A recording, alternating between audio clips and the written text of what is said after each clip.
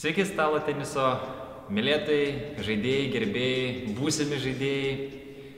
Šiandien aš, Darius Kiaulakis, Table Tennis LT, šnekinu šiai dienai stipriausia Lietuvos stalo teniso žvaigždė. Aš Erika Stuckytė. Malonu. Taip pat pabendraukim, sužinokim kas, kaip, visgi vyrišką iki šiol interviu kompaniją papildysim dailiosios lyties atstovių. Tai pradėkim gal nuo to, kaip atsidūrė stalo tenise.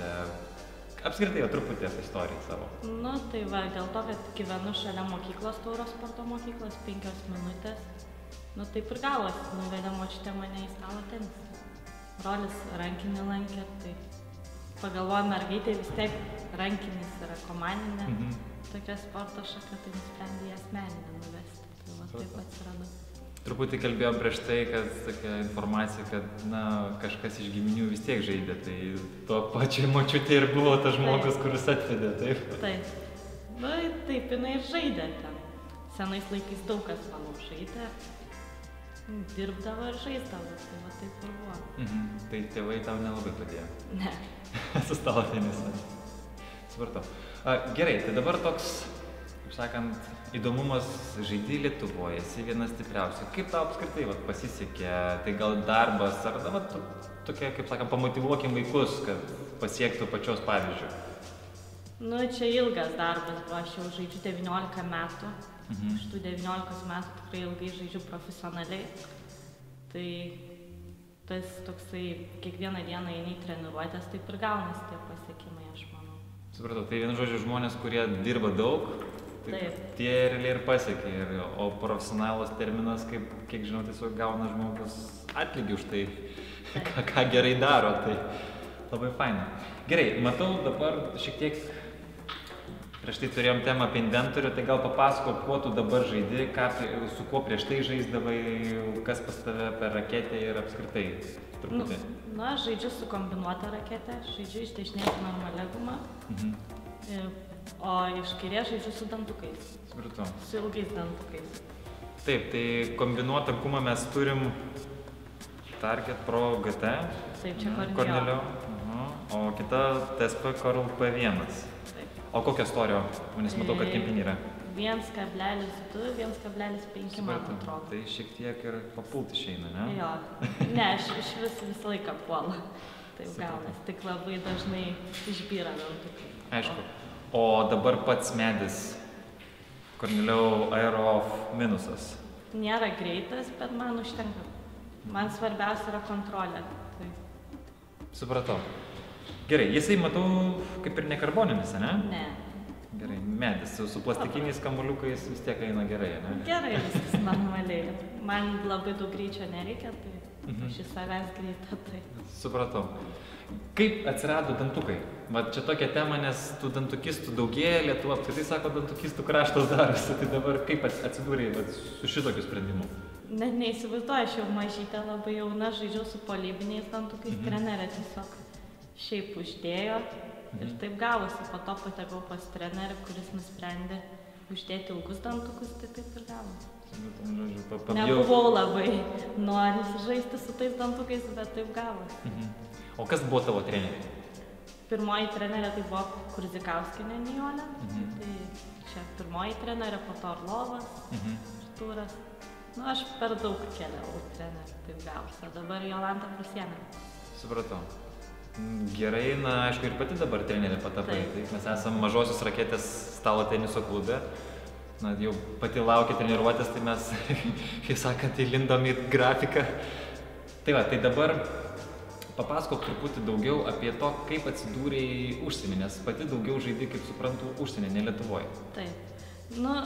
Taip gavosi, kad treneris Artūras, jisai visą laiką turėjo daug kontaktų su Vokietija. Jis labai ilgai žaidžia Vokietijoje. Aš buvau jaunesnė, jau neblogai žaidžiau. Ir jau 15 metų mane įrašė į Vokietijos lygą, tai taip ir prasidėjo. Ir iki šiol žaidžiu užsienį. O kaip pačiai sekasi, nes, būsiu tas truputį neišmaniukas ir kaip tau ten sekasi apskritai, kokie įspūdžiai ir... Dabar žaidžiu Švedijoje, puikiai sekasi. Žaidžiu iš tikrųjų per 2 lygas. Žaidžiu Švedijoje ir Prancūzijoje. Kad vis tiek užsidirbti daugiau pinigų, tai tenka žaisti per 2 lygas. Bet pagrindinė lyga yra Švedijos. Taip. Ten žaidžiu aukščiausią lygą ir mes gan neblogai tikiuosi į finalą pateksim. O, super. O kaip prancūzai atsirado? Prancūzai aš irgi taip. Žaidžiau irgi jauna prieš kokius 7 metus, gal 6. Žaidžiau 2 metus lygoj. Taip ir gaunasi. Per pažintis ir keliauju. Tai vienu žodžiu, ką išgirdau, tai vaikam verta pradėti tobulėti ir tada jau susirasti trenerį, kuris turi pažinčių, kad pramuštų truputį į užsienį, ar apskritai dalyvaujant užsienio turnyruose? Jo, ir užsienio turnyruose pastebi už rinktinę, kai žaidi pasaulio Europos čempionatuose, kartais ateina paklausia, gal neturi klubo, nori žaisti, taip gaunasi, būna tų pasiūlymų tikrai nemažai. O dabar pats keliavimas, kaip intensyvios tas varžybų grafikas? Kaip per 2 lygas dabar žaidžiu, tai tikrai labai intensyviai. Oro uoste gyveni, taip? Taip, dar dirbi, tai taip gaunasi vis tiek.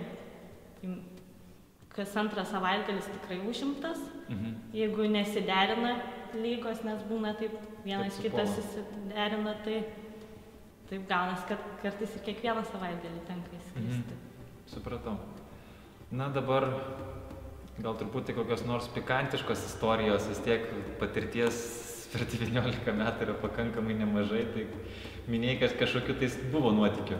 Ai, buvo nemažai, bet vienas toks buvo vis tiek toks juokingas epizodas, kai dar jauniuose žaidėm, tai žaidėm su Čekijos komanda ir man berods 2-0 gaudinėjom, pralošinėjom prieš Čekijas ir atsistojom žaisti dvejetą. Irgi pradėjom pralošinėti ir kažkaip komandos narė, dvejetų partnerė, mušė kamuoliuką ir iš kampo trenkia su rakete tiesiai priešininkai į akį, jinai apsiverkė ir mes kažkaip laimėjom tą mačą, aš nežinau dėl ko, kas lėmė, bet tas buvo juokingas epizodas, matyt, mums atsirado kita energija, tokia linksmesnė, jo, ir laimėjom tą mačą. Nu, vat kokia linksma istorija. Gauna varžovas į akį ir visi laimė. Bravo. Tai nežinau, kur buvo šuo pakastas, kad mes laimėjom tą mačą, nes jos vis tiek buvo šiek tiek stipresnės už mus. Bet gal tos geros emocijos mus. Na, aišku, ir varžovą išmušė iš pusiausvyros. Manau, truputį, nes vis tiek ašaras duoda savo. Supratau. O dabar kokia pačios patirtis, kaip suprantu, pirmas sezonas su vaikais, ne? Kaip sekasi treneriaut, ką matai būsimoj kartoj, ar truputį iš tos prizmės? Nu, šiaip sekasi neblogai, bet pats pagrindinis yra sunkus dalykas išlaikyti vaikus, sakyčiau, nes vis tiek mergaitės nori šokius eiti, berniukai krepšinis, futbolas, tai toks, kad susirenki pradžiai tos vaikus, taip ir randi juos.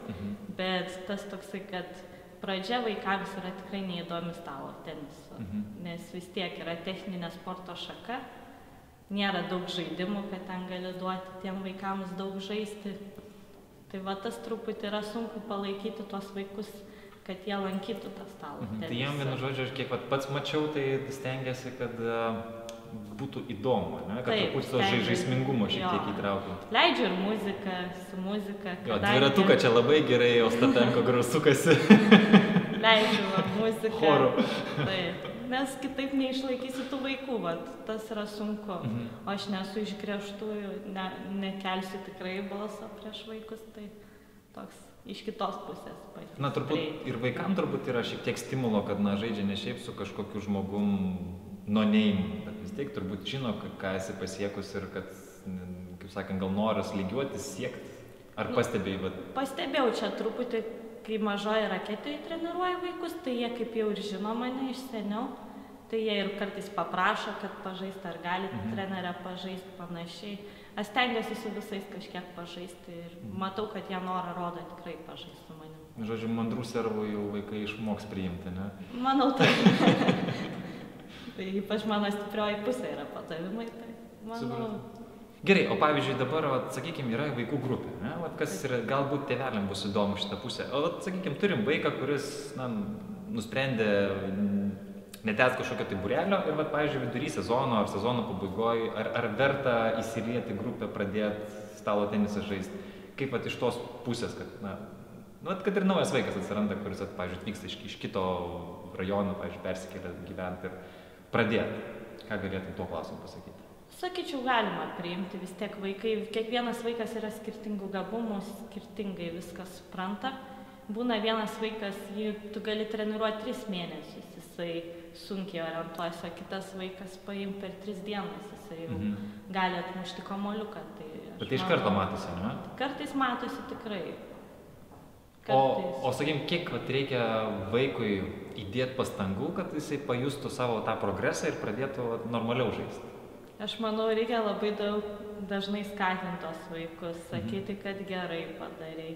Aš labai stengiuosi tuos savo pradinukus pagirti visada, nes kitaip jie nekreipia dėmesio. O jeigu pasakai, va, šaunuolis dabar padarai gražiai, tai jie įvertina tą. Kartais sakom, tėvai grįžta namo, jie būna patenkinti. Supratau. Gerai, ir į pabaigą, ką galėtum palinkėti, kad stalo tenisas būtų bent jau numeris 3 sporto šaka, nes paminėjai krepšinį, futbolą, tai gerai, kad žmonės tada sakytų stalo tenisas 3. Kaip manai, ko reikėtų, ką galima būtų padaryti? Čia sunkus klausimas, bet pats geriausias. Manau, jeigu populiarinsim tą stalo tenisą, tikrai, manau, susidomės, kadangi sporto šaka tikrai įdomi ir pasiekti galima kažkiek, ir tikrai ir Europoje, ir pasaulyje, aš manau, reikia tik norą rodyti ir viskas.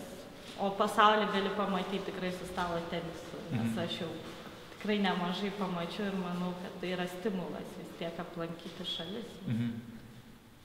Supratau. Na ką, kadangi nesam vaikai, mes irgi galim suaugę truputį pamatyti šalių, naujieną neužilgo Lenkijoje stalo tenisas mėgėjam nusimato, gal kažkas važiuosit, matos aplinkiniai, kai Latvijoje irgi šviežiai vyko turnyrai, tai žaidžiam, mėgaujamės ir traukiam visus. Taip, ir mėgėjai žaiskit, reikia palaikyti tą stalo tenisą. Na ką, ačiū tau labai, buvo malonu pabendrauti. Man irgi malonu. Dar gerų startų, daugiau medalių ir taurių. Dėkui. Ir daugiau gerų auklėtinių. Dėkui, sėkmės. Laimingai, iki sekančio.